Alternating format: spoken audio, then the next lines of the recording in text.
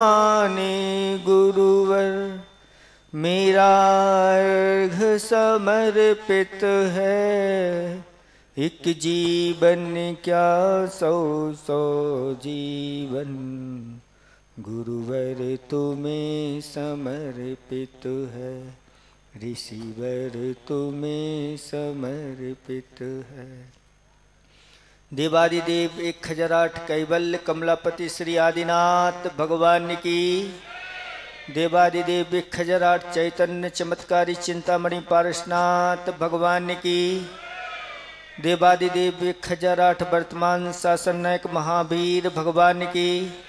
परम पूज्य 108 आचार्य प्रवर गुरुवर श्री विद्यासागर जी महाराज की। 3 कम 9 करोड़ मुनिराजों की। सिद्ध चक्र महामंडल विधान की। बोलिए परम पूज्य मुनिवर 61 विमल सागर जी महाराज की। समस्त मुनि संघ की। धर्म स्नेही भव्यात्माओं,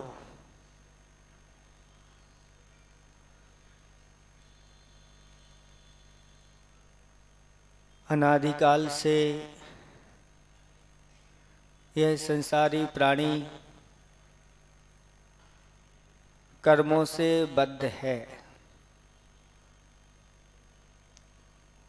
और बार बार उसके अंदर एक टीस तो रहती है कि कब इन कर्मों से मैं छूटूं। घबरा जाता है जब उसके लिए दुख आता है, हे भगवान इस दुख से मुझे छुड़ा लो। जब इस प्रकार की भावना करता है समझ लेना वो मुक्त होने के लिए भली अभी अज्ञानी है, जानता नहीं है कि कर्म क्या होते हैं और कर्म रहित अवस्था मोक्ष क्या होती है। ये जानता नहीं, अज्ञानी है मिथ्यात्व के कारण से। लेकिन जब उसके ऊपर पीड़ा होती है तो एक बार तो वो विचार आता है इस पीड़ा से मैं मुक्त हो जाऊं। स्वराज हमारा जन्म सिद्ध अधिकार है, स्वराज्य। लेकिन वह स्वराज्य पर अभी कर्मों का कब्जा है, उसको छुड़ाना है। और उसको जब तक नहीं हम छुड़ाएंगे तब तक हम यथार्थ सुख को प्राप्त नहीं कर सकते।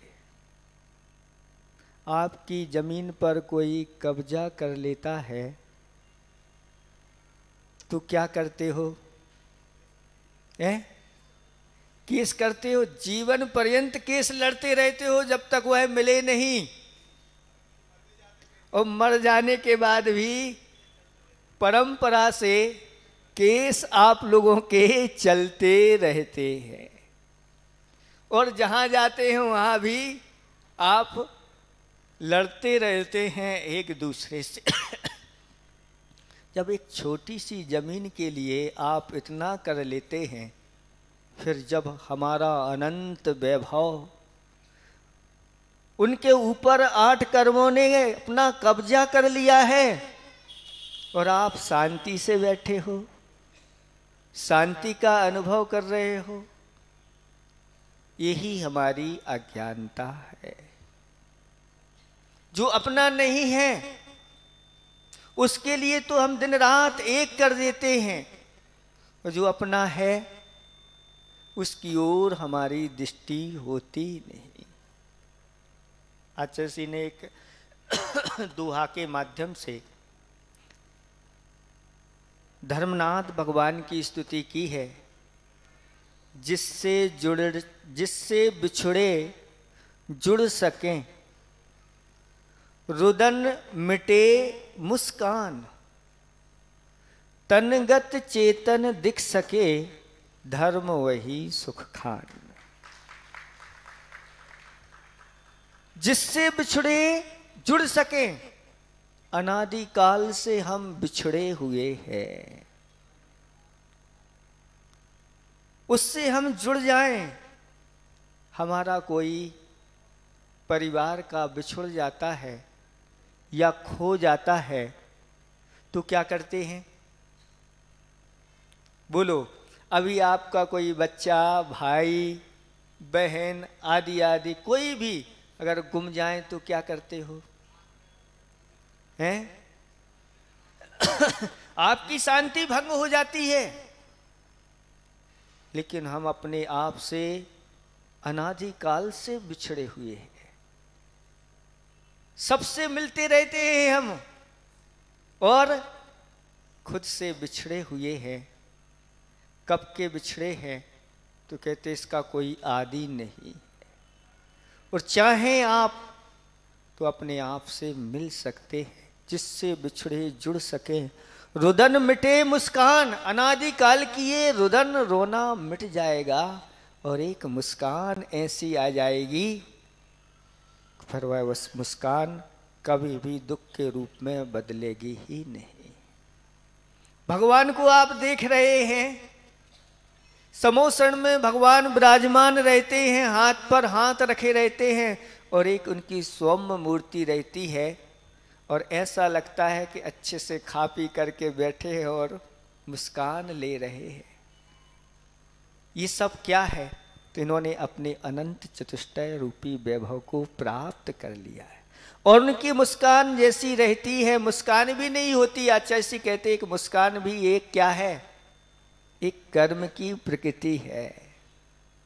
जहां ना मुस्कान होती है ना हंसना होता, एक सौम्य मूर्ति हुआ करती है।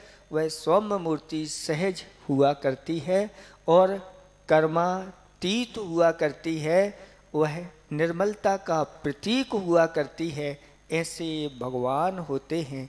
तो आचार्य भगवंत कह रहे हैं कि तनगत चेतन दिख सके। तन में बैठा हुआ, आपके पास कितने तन हैं? ये कह रहे एक ही है। आपके पास कितने मन हैं? मन बहुत सारे हैं। आपके पास कितने वचन हैं? एक तन है कि आपको एक तन दिखता है, लेकिन इसके अंदर दो तन और हैं। अनादि संबंधे चे, अनादि काल से उन दो का तो संबंध है, तेजस और कार्मण शरीर। अनादि काल से इस शरीर, ये औदारिक शरीर है, इस औदारिक शरीर के अंदर तेजस शरीर है और तेजस शरीर के अंदर कार्मण शरीर है। उस कार्मण शरीर के अंदर हमारा चेतन है, एक मेक होकर के रह रहा है।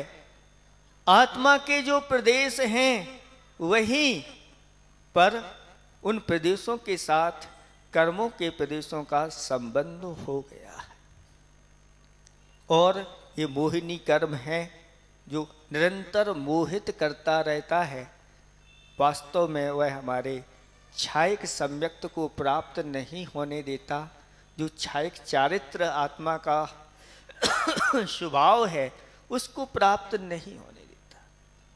मदरा के समान मोहित करने वाला मोहिनी कर्म होता है और ये मोहिनी कर्म का अभाव होता है तो सम्मत नाड़, सम्मत इस प्रकार से केवल सम्यक्त छायक सम्यक्त की प्राप्ति हो जाती है जो अरहंतों और सिद्धों के पास हुआ करता है। दूसरे नंबर का दर्शनावर्ण कर्म है जिसने हमारे आत्म स्वरूप के दर्शन को रोक रखा है। अगर वह दर्शनावर्ण कर्म का क्षय हो जाए तो आत्मा के साथ साथ पूरा का पूरा विश्व अंदर प्रतिभासित होने लगता है। ऐसा केवल दर्शन भगवान के, वह सिद्ध भगवान के प्रकट हो गया है। सम्मत नाण, सम्यक ज्ञान है। ये ज्ञानावरण कर्म ने उस सम्यक ज्ञान को या केवल ज्ञान को या छाय ज्ञान को ढक के रखा है। जैसे कोई पर्दा डाल देते हैं, आवरण डाल देते हैं, वह आवरण के माध्यम से उस प्रतिमा आदि का ज्ञान नहीं हो पाता। ऐसे ही आवरण हमारे ऊपर डाल के रखा है ज्ञानावरणी कर्म ने। अगर ये एक बार आवरण दूर हो जाए तो तीनों लोकों की चराचर वस्तुएं एक समय में झलकने लगती हैं, अतीत और अनागत और वर्तमान की। ऐसा यह केवल ज्ञान होता है जो सिद्धों को प्राप्त हो चुका है। वेदनी कर्म निरंतर वेदन कराता रहता है, साता का या असाता का। थोड़ी देर बाद अभी साता से बैठे हो, असाता का उदय आ जाएगा। किसी को भूख लगेगी, किसी को प्यास लगेगी, और कुछ खाने के बाद भी असाता का अनुभव करने लगते हैं। साता के उदय में खा तो लेते हैं, लेकिन ज्यादा खा लिया, असाता का अनुभव होने लगता है। धीरे धीरे ये चलती रहती है साता असाता। सहज ये होती है, तलवार के ऊपर किसी ने चाशनी लपेट दी है और चाशनी को किसी से कहा कि भाई इस चाशनी को आप चाटिए, तो क्या होगा? साता भी मिलेगी और असाता भी मिलेगी। इस संसार के विषय भोग ऐसे ही है, जब इनका उपभोग करते हैं तो साता का अनुभव होता है, लेकिन इसके साथ पाप बंध की प्रक्रिया प्रारंभ हो जाती है, वो जाकर के असाता में ढकेल देते हैं। इसलिए सिद्ध परमेष्टि जो है वह असाता कर्म से रहित और साता कर्म से रहित, दोनों प्रकार के कर्मों से रहित हो गए हैं। तो फिर मन को साता है कि नहीं? ये साता जो कर्म जनित साता असाता, इससे ऊपर उठ गए हैं, और ऐसे उनके लिए वेदनी कर्म नष्ट होने से कौन सा गुण प्रकट होता है? अव्यावाद सुख कहा है उसके लिए। ऐसा अव्यावाद सुख होता है जो तीर्थंकर के लिए भी अरहंत अवस्था में नहीं होता। आचार्य भगवान कहते हैं अनंत सुख अलग है और अव्यावाद सुख अलग है। ऐसे सिद्ध परमेष्टि उस अव्यावाद सुख का अनुभव करते हैं। कहते हैं मनुष्यों में जो सुख होते हैं चक्रवर्ती के, उससे कई गुने सुख जगन्न भोग भूमि के जीवों को होते हैं। उससे भी असंख्यात गुणे मध्यम भोग भूमि के, उससे असंख्यात गुणे उत्तम भोग भूमि के जीवों को सुख होते हैं। उससे असंख्यात गुणे फिर व्यंतर भवनवासी जोशी, इनमें बढ़ते चले जाओ। फिर पहले स्वर्ग में बढ़ाते चले जाओ, दूसरे आदि 16 स्वर्ग में ये कुलित क्रम से सुख बढ़ते चले जाते हैं। और नए 9 ग्रेविक के जो सुख हैं वो अहमिंद्र के सुख होते हैं। और ऊपर उठते चले जाओ, मध्यम अधोग्रेविक, मध्यम ऊर्ध्व ग्रेविक और 9 अनुदिश, उनके सुख इनसे ज़्यादा होते हैं। और 4 अनुत्तर में सुख और उनसे ज़्यादा होते हैं। सर्वार्थ सिद्धि में उन सबसे ज़्यादा सुख उन देवों को होते हैं। लेकिन उन सब का सुख एक तरफ, और जो शुद्धोपयोग में लीन मुनिराज होते हैं उनका सुख तो कहना है क्या। इसलिए 6 डाला में कह दिया, नाग नरेंद्र अहमिंद के नाही कहो। जो मुनिराज को सुख होते हैं और जो इस शुद्धोपयोग में सुख होते हैं, इस शुद्धोपयोग बढ़ता चला जाता है। और 12वें गुणस्थान में वह शुद्धोपयोग पूर्णता को प्राप्त होता है। उनके सुख कहना क्या है। फिर जो शुद्धोपयोग का फल प्राप्त कर लेते हैं, ऐसे अरहंत भगवान होते हैं। और अरहंत भगवान से ऊपर उठ करके सिद्ध भगवान होते हैं। उनका अव्यावाद सुख होता है। उस सुख के बाद कभी दुख आता ही नहीं है। ऐसे अव्यावाद सुख के धनी वह हुआ करते हैं। और एक आयु कर्म होता है जिसने हमारे लिए शरीर में रोक करके रखा है। शरीर में हम आयु कर्म के कारण से रुके हुए, जिस दिन यह आयु कर्म समाप्त हो जाता है शरीर का भी अभाव हो जाता है और शरीरातीत सिद्ध भगवान बन जाते हैं। आचार्य भगवंतों ने कहा कि शरीर की जितनी आप सेवा करते रहोगे ये शरीर कभी छूटने वाला नहीं, लेकिन जो शरीर की सेवा करना छोड़ देता है, शरीर के प्रति ममत्व मोह छोड़ देता है और धीरे धीरे आगे बढ़ता चला जाता है, एक दिन अशरीरी वह सिद्ध बन जाता है। छोटा सा भी व्रत भी समझ लेना उसने शुरुआत कर दी है सिद्ध बनने की। अगर आपने जीवन में संकल्प ले लिया है कि इस शरीर को 2 बार नहीं 1 ही बार देंगे, इस कलिकाल में अगर आपने संकल्प कर लिया कि इस शरीर को 1 बार देना है धर्म साधन के लिए, तो समझ लेना उसने अभी से ही स्वराज हमारा जन्म सिद्ध अधिकार है और ये आपके लिए आगे जाकर के समस्त भोजन का, अभी जैसे कह रहे थे कि एक बार ये सब का ऐसा दिन आए कि इनको कभी भोजन करना ही ना पड़े। भगवान की भक्ति पूजा करने का ये फल होता है। जिसने अपने जीवन में भगवान के लिए नैवेद्य चढ़ाए हैं, ऐसा व्यक्ति भी आगे जाके क्षुधा से रहित हो जाता है। यहां से अगर स्वर्ग में गया तो स्वर्ग में जल्दी भूख नहीं लगती। अगर 1 सागर की आयु मिल गई तो 1000 वर्ष के बाद उसको भूख लगती है। कंठ में से अमृत झर जाता है और 1000 वर्ष के लिए तृप्त हो जाता है। तो ये भगवान की पूजा का ही अतिशय है। और जब यहाँ नीचे आएगा और अगर इस प्रकार से दिगंबर मुद्रा को धारण करके और कर्म क्षय के लिए अगर उद्यत हो जाए और 13वें गुणस्थान में पहुँच जाएं तो फिर अभाव हमेशा के लिए हो जाता है, उनको भोजन करने की आवश्यकता नहीं होती। तो ये आयु कर्म है। इस आयु कर्म की आचार्य भगवंतों ने कहा कि इस आयु कर्म को हम ऐसे नष्ट नहीं कर सकते। आत्मघात कर लें तो हमारी आयु कितनी भी बड़ी बड़ी आप लोग है ना परमाणु बम से भी उसको नाश नहीं कर सकते।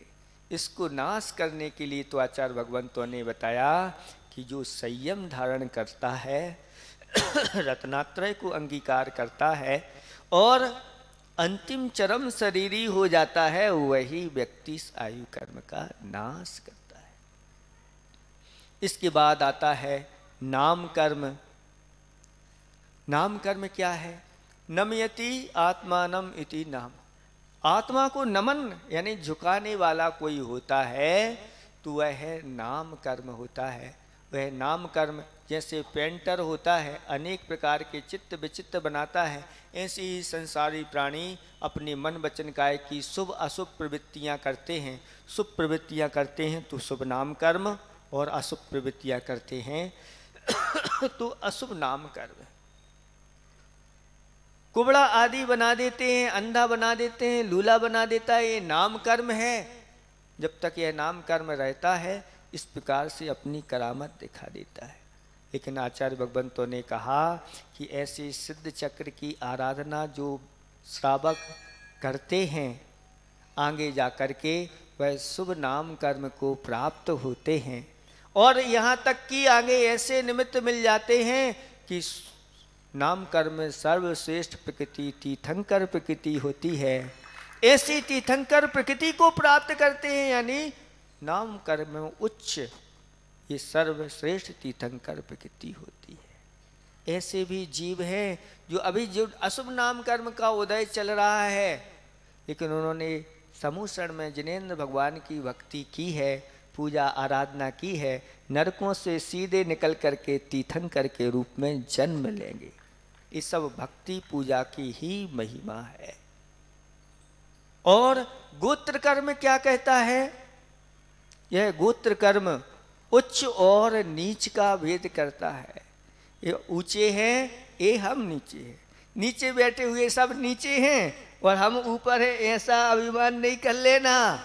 ये जितने यहाँ पर बैठे हैं, चाहे आगे बैठे हों चाहे पीछे बैठे हों, अभी वर्तमान में अगर गोत्र कर्म का बंद हो रहा है तो सबको उच्च गोत्र का बंद हो रहा है।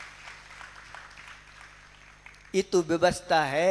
आप लोगों ने अपनी दान की प्रवृत्ति की है, इसलिए दान की महिमा बताने के लिए आप लोगों के लिए ऊपर कर दिया गया है। अगर आप त्याग, कुछ लोग कहते हैं महाराज पैसे वालों का ही धर्म है, पैसे वाले देखो ऊपर आ गए और हम लोग नीचे बैठे हैं।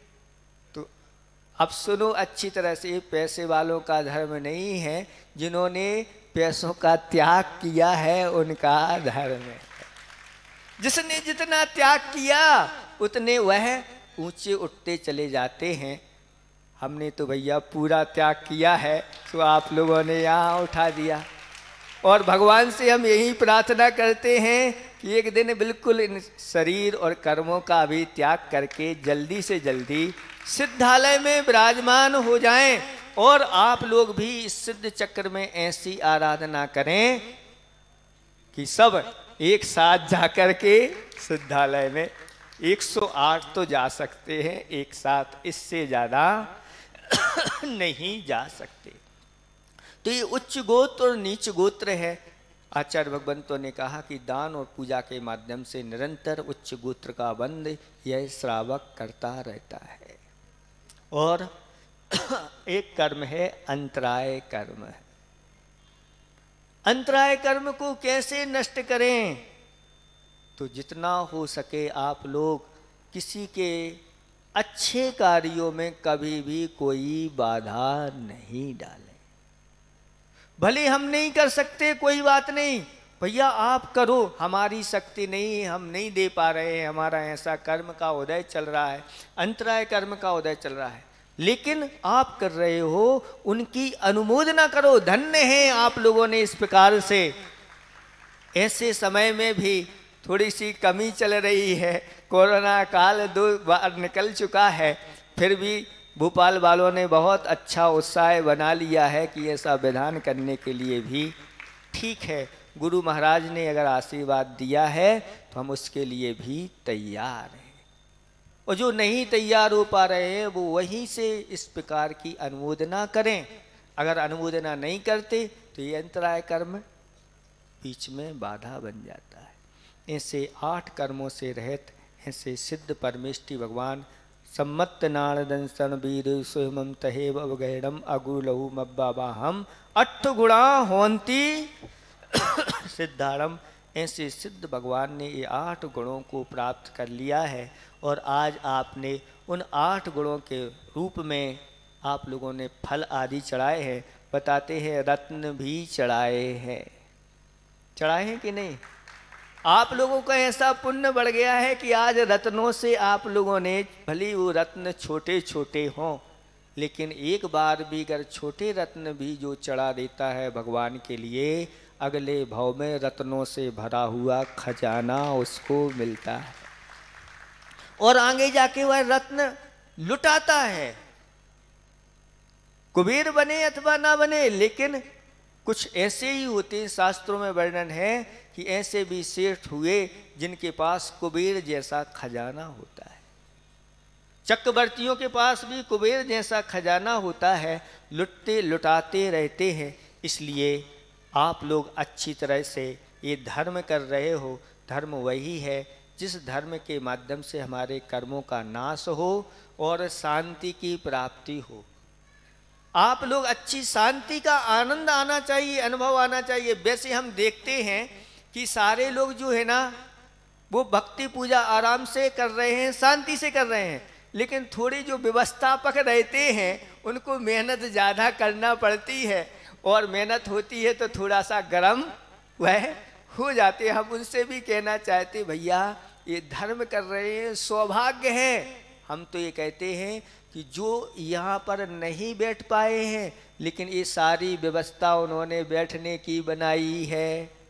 आपकी चिंता उनको है कि आपको विधान के बाद भोजन करना है, उसकी चिंता है। यहाँ कोई कमी तो नहीं रह गई, आपके साथ हाथ जोड़ करके कहते हैं भैया कमी रह गई है, तो उन सब का छठा हिस्सा उनके हिस्से में जाने वाला है। ये अपने को अपनी दृष्टि में रखना है। इसलिए अपन को भी आनंद का अनुभव होना चाहिए कि अहो भाग, ये हमें करने का गुरुओं की आशीर्वाद से आनंद आ गया। बस इतना ही हम पर्याप्त समझते हैं। लेकिन अब समो कल से ठीक हमारा समय 1 घंटे का रहेगा, 9 से 10 का।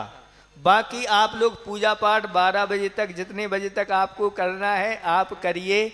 1 घंटे का समय है। और भी महाराज जी लोगों को बोलना था, लेकिन आप लोगों ने 9:45-10 बजा दिए। अब कैसे क्या होगा, समय उतना ही है। इसलिए आप लोग 9 से 10 हमारा समय रखें। उसके पहले आप पूजा कर लें, उसके बाद आपको जितनी पूजा करना है, मना नहीं है। संगीतकार को दिन भर बैठाए रखो, क्या बात हो गई। पहले तो ऐसा ही होता था, दिन दिन भर भगवान के ये विधान चलते थे। सुबह से हो जाते थे, आधा हो गया, अच्छे से भोजन पान कर लिया, और फिर दोपहर में आराम करके आ जाओ, तो 2 से 5 फिर चालू हो जाते थे। आपको उतने ही समय में सब कुछ करना है। ठीक है, जितना है उतना ही पर्याप्त है। स्वराज्य हमारा जन्म सिद्ध अधिकार है, हमें उसे प्राप्त करना है। भगवान से यही प्रार्थना करना। इसलिए भगवान मैं पूजा आराधना कर रहा हूँ कि जैसे आपने अपने अनंत चतुष्टय को प्राप्त कर लिया, जैसे आपने सम्यक्त आदि 8 गुणों को प्राप्त कर लिया, मुझे भी वह जल्दी से जल्दी प्राप्त हो। इन्हीं भावना के साथ अहिंसा परमो धर्म की। ये महाराज जी के चरणों में अर्घ्य ले लेंगे अपन सभी लोग अपने हाथों में। उदक चंदन तंडुल पुष्प कैश्चर सुदीप सुधूप फलार्घ कई